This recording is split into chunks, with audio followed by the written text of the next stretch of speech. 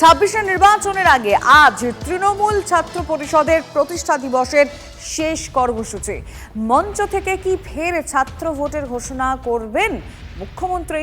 জোর চর্চা কলেজ বিশ্ববিদ্যালয়। প্রসঙ্গত, গত বছর মুখ্যমন্ত্রী শিক্ষামন্ত্রী মঞ্চ থেকে দায়িত্ব দিয়েছিলেন ছাত্র নির্বাচন করানোর। অভিষেকও মঞ্চ থেকে বলেছিলেন ঠিক একই কথা, কিন্তু গত এক বছরেও তা করা সম্ভব হয়নি। ছাত্র ভোট না হওয়ার পিছনে এক মামলার শুনানিতে আজব দাবি করেছে রাজ্য। সেখানে দাঁড়িয়ে আজকে কি বার্তা পৌঁছতে পারে? আমরা কথা বলি আমাদের রিপোর্টার সৌভিকের সঙ্গে। সৌভিক,